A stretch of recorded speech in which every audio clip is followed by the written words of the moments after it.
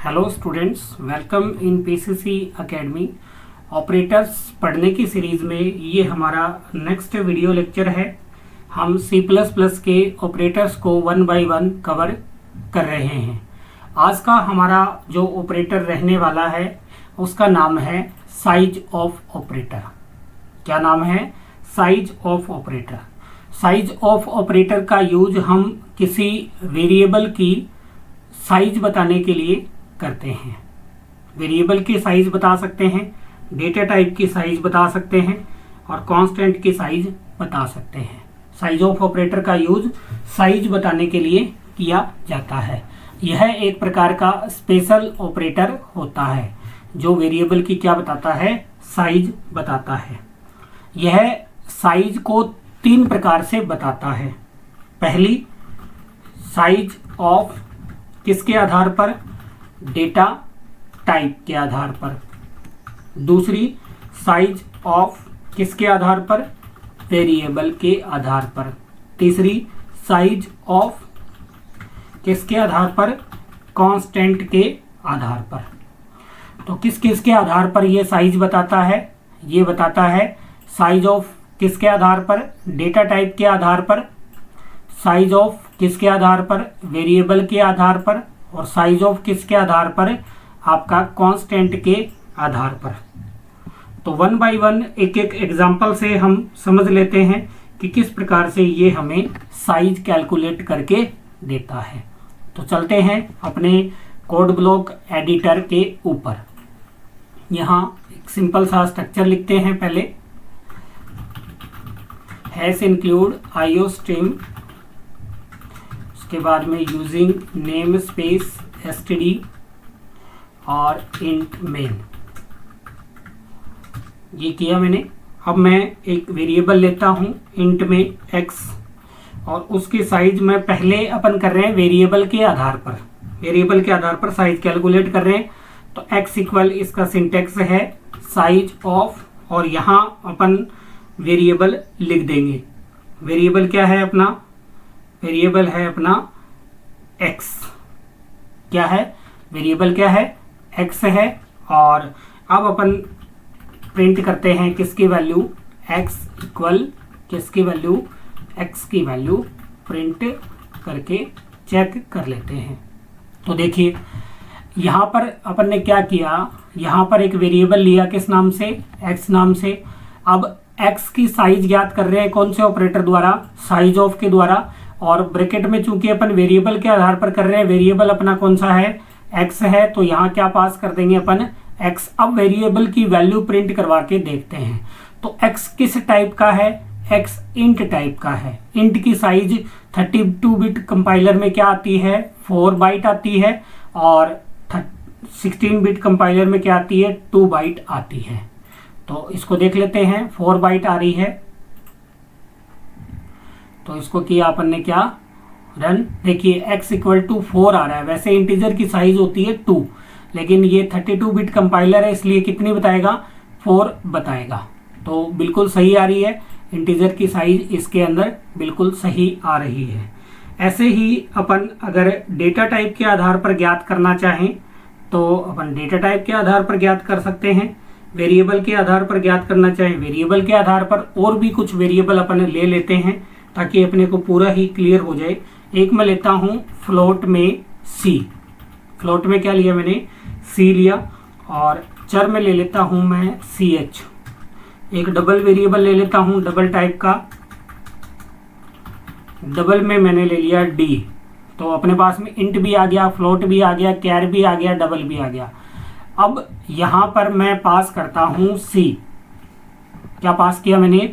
c किस type का है? फ्लोट का टाइप का है। तो इसका आउटपुट भी 4 आना चाहिए। तो यहाँ कॉल भी किसको करेंगे? c को कॉल करने वाले हैं।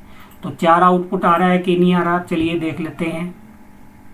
तो ये अपना 2.2 आउटपुट कैसे आ गया? ये गलत है। मैंने पास क्या किया?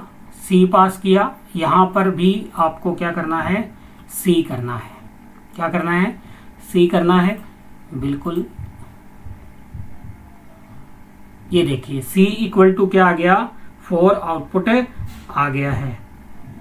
ठीक है, c इक्वल टू 4 आ गया है। यहाँ x भी कर सकते हैं, फिर x की वैल्यू को प्रिंट करवा दीजिए, x में साइज आ जाएगी, कोई दिक्कत नहीं है।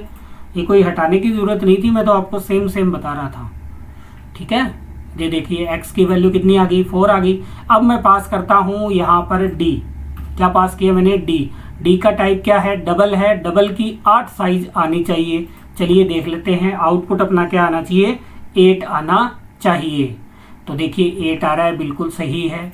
उसके बाद में मैं यहाँ पास करता हूँ ch, चर की साइज कितनी होती है, चर की साइज होती है 1 बाइट, 1 बाइट। तो 1 आउटपुट आना चाहिए x का, बिल्कुल x बराबर 1।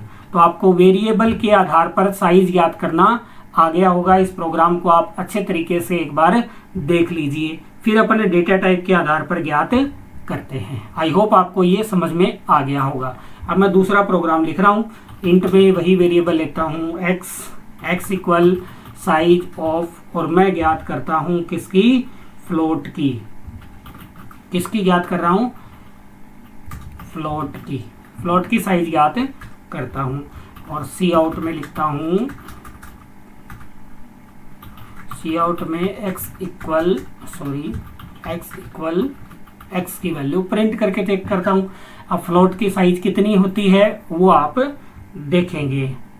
देखिए 4 होती है, बिल्कुल होती है। अगर यहाँ पे अपन चर पास करते हैं, क्या पास करते हैं, डेटा टाइप के आधार पर साइज निकाल रहे हैं, तो मैंने क्या पास किया, कैरेक्टर पास किया, चर पास किया। चर की साइज कितनी होती है, 1 होती है, बिल्कुल 1 आ रहा है। अगर मैं यहाँ डबल पास करता हूँ, क्या पास किया मैंने, डबल पास किया, तो डबल की साइज क्या आएगी, डबल की साइज आएगी 8। ठीक है, इसमें पास करते हैं अपन इंट, क्या पास करते हैं, इंट पास करते हैं, तो इंट की क्या आउटपुट आएगा, 4 आना चाहिए। बिल्कुल x का मान क्या आ रहा है, 4 आ रहा है। तो ये हो गया अपना किसके आधार पर, डेटा टाइप के आधार पर। अब तीसरा अपना जो टाइप है, साइज ऑफ है, वो कांस्टेंट के आधार पर बताता है, वो और अपन चेक कर लेते हैं। मैं 3 वेरिएबल लेता हूँ, x, y और z। ठीक है, और x की वैल्यू करता हूँ साइज ऑफ, यहाँ पे कांस्टेंट लिख देता हूँ 34। y की मैं साइज करता हूँ, साइज ऑफ y की साइज करता हूँ मैं 5.56, ये कोई कांस्टेंट लिख दिया मैंने फ्लोट में। और z बराबर करता हूँ साइज ऑफ, मैं कर देता हूँ जैसे इसमें कर दिया मैंने p, ये मैंने कैरेक्टर कांस्टेंट लिखा है। और अब अपन इनको प्रिंट करके भी देख लेते हैं। x इक्वल, मैंने x इक्वल किया, x को कॉल किया और मैं लगाता हूँ एंडल, और फिर मैं चाहता हूँ किसका आउटपुट आए, y का आउटपुट आए। y बराबर, y को कॉल किया और क्या लगाया, एंडल। फिर मैं चाहता हूँ किसको कॉल करूँ, मैं कॉल करता हूँ z को, z बराबर, और z को अपन कॉल कर लेते हैं। अब देखिए यहाँ पर क्या आउटपुट आना चाहिए, x की वैल्यू मेरे हिसाब से आनी चाहिए, क्योंकि इंटीजर कांस्टेंट है तो 4 आना चाहिए। ये फ्लोट कांस्टेंट है तो इसका भी 4 आना चाहिए। कैरेक्टर कांस्टेंट का आना चाहिए अपना, कैरेक्टर कांस्टेंट का क्या आना चाहिए, 1 आना चाहिए। चलिए एक बार इसको आउटपुट में ला करके देखते हैं, बिल्ड करते हैं, रन करते हैं और इसको प्ले करते हैं। अब देखिए यहाँ पर आपको ध्यान से देखना है कि x की वैल्यू 4 आई है, बिल्कुल सही आई है, इसकी वैल्यू 1 आई है, बिल्कुल सही आई है, लेकिन इसकी वैल्यू 8 कैसे आई, ये मैंने क्या बताया था, 4 आएगी। ये आपको मैं बता दूं, बाय डिफ़ॉल्ट जो डेटा टाइप होता है वो होता है फ्लोट, लेकिन जो प्रीसिडेंस होती है, मतलब जो एक्यूरेसी होती है वो डबल की ज़्यादा होती है। इसलिए अगर आप करेक्टर इंटीजर कांस्टेंट ये फ्लोट कांस्टेंट लिखते हैं तो बाय डिफ़ॉल्ट किसकी साइज बताएगा, डबल की साइज बताएगा। ये आपको ध्यान रखना है कि इसकी जो एक्यूरेसी होती है वो डबल की फ्लोट से क्या होती है, ज़्यादा होती है। तो अगर आप ऐसे लिखेंगे, कैसे, फ्लोट कांस्टेंट लिखेंगे तो बाय डिफ़ॉल्ट साइज किसकी आएगी, डबल की आएगी। डबल की साइज कितनी होती है, 8 बाइट होती है। तो बिल्कुल 8 बाइट आपका आउटपुट आने वाला है। तो आपको ये भी समझ में आ गया होगा और इसमें आपके कोई दिक्कत नहीं है। 1 बाइट का 1 बाइट आ रहा है, इसमें कोई दिक्कत नहीं है। इंटीजर कांस्टेंट है, 4 बाइट आ रहा है। तो आपको ये ध्यान रखना है, जब आप कांस्टेंट लिखते हो पॉइंट के अंदर तो बाय डिफॉल्ट किसकी साइज बताएगा, बाय डिफॉल्ट साइज बताई जाएगी आपको डबल की। ठीक है, तो डबल की जो एक्यूरेसी होती है वो ज़्यादा होती है, इसलिए कंपाइलर बाय डिफॉल्ट किसकी साइज बताता है, डबल की साइज बताता है। तो ये अपन ने कौन सा ऑपरेटर पढ़ा, साइज ऑफ ऑपरेटर पढ़ा। हमने डेटा टाइप के अनुसार भी साइज ज्ञात करके देख ली, हमने वेरिएबल के आधार पर भी साइज ज्ञात करके देख ली, हमने कांस्टेंट के आधार पर भी साइज ज्ञात करके देख ली। आई होप आपको प्रत्येक एग्जाम्पल क्लियर हो गए होंगे, कोई इसमें इशू नहीं होगा।